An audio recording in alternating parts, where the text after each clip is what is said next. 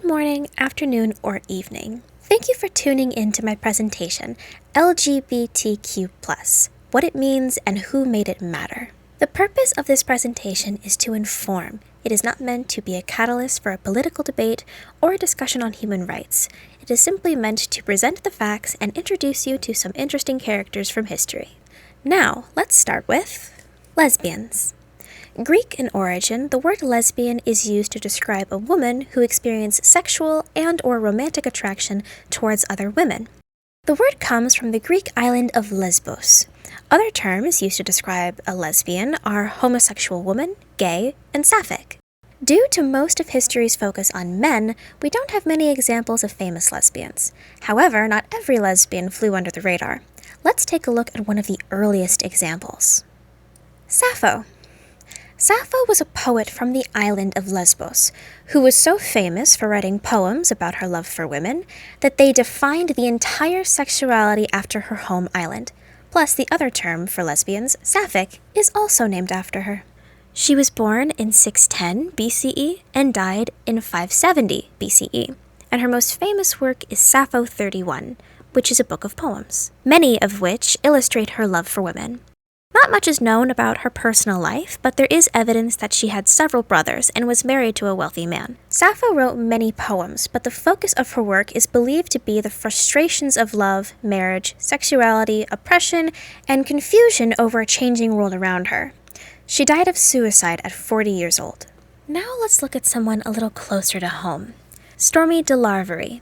Born in New Orleans, Louisiana in 1920 and died in 2014, Stormy was a lesbian drag king singer in the Jewel Box Revue.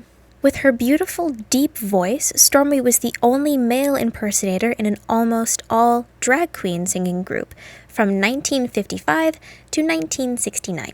Stormy did so many things in her life, but she was most famous for allegedly throwing the first punch that sparked the Stonewall Uprising on June 27, 1969. The Stonewall Inn was a gay bar and recreational tavern that was victim to many police raids.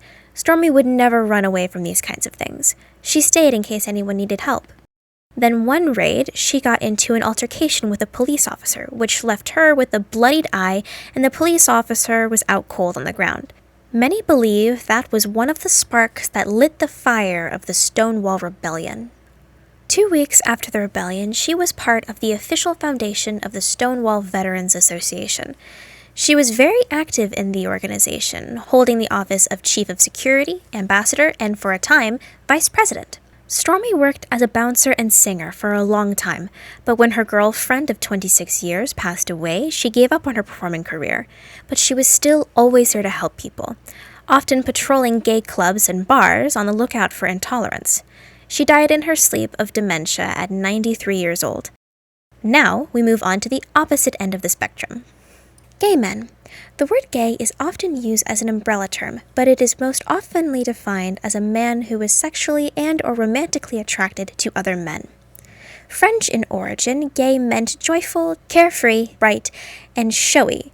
The term came to England in the 12th century. Unlike lesbian, the word gay did not immediately change to mean homosexual man. In the early 17th century, they associated gay with being immoral or lazy, an extension of the carefree definition from earlier. In the 19th century, the definition changed again to a female prostitute or a man who sleeps with a lot of women. Ironically. It wasn't until around the 1920s to 30s that the word gay started to be associated with homosexual men. It was meant to be an insult. People back then saw gay men as mentally ill and hypersexual, people who were driven only by their carnal desires, and they were disgusted by the thought. But gay men adopted the title and they wear it proudly, and by the 1950s, the word officially gained the new definition of homosexual male. However, some people today still use the word gay as an insult. To them, the word gay means something stupid or perhaps inconvenient. Now, because of how long this slide was, we only have time for one example of a gay man from history, but it's a good one. Bayard Rustin, behind-the-scenes leader of the Black Civil Rights Movement, right-hand man and mentor to the one Martin Luther King. You may have heard of him. Born on March 17, 1912, and died August 24, 1987, his most praised accomplishment was being the main organizer of the landmark 1963 March on Washington for Jobs and Freedom. But he didn't just fight for civil rights. He also led crusades against atomic weapons in France and anti-Semitism in West Germany. To put it simply, this guy rules. But because of his sexuality, he had to work behind a curtain. Being an openly gay man in the 1900s was not an easy task, but being an openly gay black man was even harder.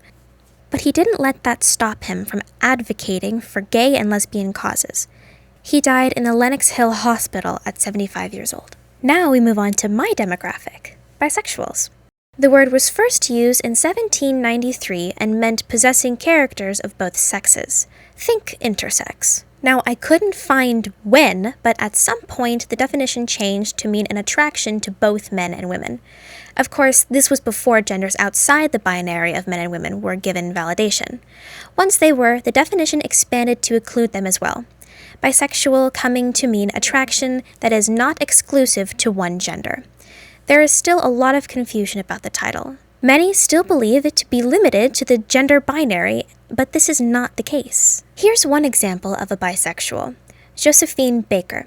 Born on June 3, 1906, and died on April 12, 1975, Josephine was an American-born French dancer, singer, and actor. She performed with many different groups in both Paris and New York. While she was in Paris, she fought in the French Resistance during World War II. She was made a sub-lieutenant in the Women's Auxiliary in the French Air Force and earned a medal for her work on behalf of the Allies.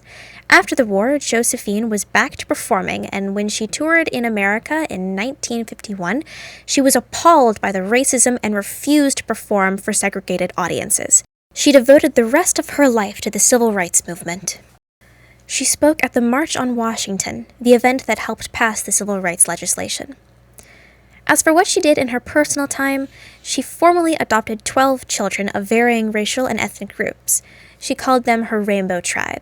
She got married 4 different times to 4 different men, and in between marriages, she had many girlfriends as well.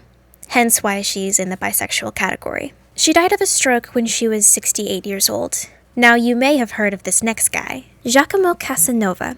Born April 2, 1725, and died June 4, 1798, Giacomo Casanova was an Italian writer and philosopher, but he was most known for being an infamous lover, so much so that his surname has become a synonym to womanizer. Casanova had slept with 132 different women in his life, but he also had several male lovers as well. When he wasn't sleeping with people, he graduated from the University of Padua when he was 17 and studied law, philosophy, and chemistry. Throughout his life, he tried several career paths, including being a scribe for Cardinal Acquaviva, being a professional gambler, and playing the violin for San Samuel Theater. But after saving the life of Senator Bragdon, he was invited into his Kabbalist lifestyle. He became a lifelong patron of the senator. But that didn't stop him from getting arrested for an affront to religion and common decency when he was 30. Truth be told, he wasn't a great guy. He was a charming lover, but had a lot of flawed morals. He died of a bladder disease when he was 73. Next on the list is transgender. When someone is transgender, it means their gender identity is different from their biological sex. The word transgender was coined by psychiatrist John F. Olivan in 1965. The previous word used to describe someone who was transgender was transsexual, but Dr. Olivan felt that that title was misleading, as sexuality and gender are 2 separate things. The word transgender is also used as an umbrella term for other gender identities outside of the gender binary, like non-binary and gender fluid to name a few. Sadly, all of those who fall under this umbrella are the members of the LGBT community that are most likely to be victims of hate crimes and prejudice. In a 2015 survey, it was found that roughly 52% of all American transgender and non-binary citizens seriously contemplated suicide in their lives. Trans and non-binary individuals need to know that they are not alone. There are millions of other people just like them in the world right now, and more that lived all throughout history. One of them is Marsha P. Johnson. Born August 24th, 1945, and died July 6, 1992, Marcia was a trans woman, meaning she was born as a male, but her brain chemistry was that of a woman. She started wearing dresses when she was 5, but stopped because of bullying. As soon as she graduated high school, she moved to New York with a bag of clothes and $15. She was a drag queen and lifelong advocate for the LGBTQ+ community, even playing a vital role in the Stonewall Uprising alongside Stormy. Stormy threw the first punch, but it was widely believed that Marcia threw the first brick. Whether or not these beliefs are true, she was a strong, self-confident woman whose middle name was literally Pay It No Mind. She was also an independent Christian woman, never getting married, saying that Jesus was the only man she could trust because he was the only man who listened to her problems and didn't laugh. Marcia was the victim of many violent crimes in her life, but when she was 46, she was the victim of a murder. The crime has gone unsolved and is still open today. The last letter in the acronym we will cover is Q, which for some means questioning, but I would like to talk about the title queer. Nowadays, the word queer is used as an umbrella term for the whole LGBTQ+ community. It can also be used as an alternative title for those who are still trying to figure out which title fits them best. Queer simply means anyone who isn't straight or cisgendered.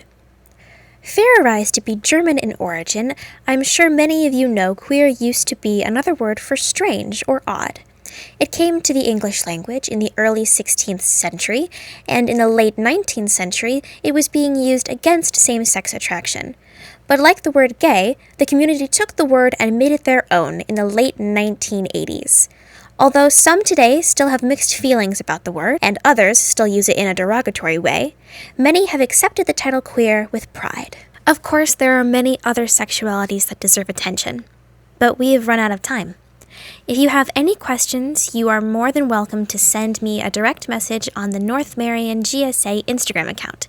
Or if you'd like to talk to somebody with more experience, you can call or text any of the helplines on the screen now.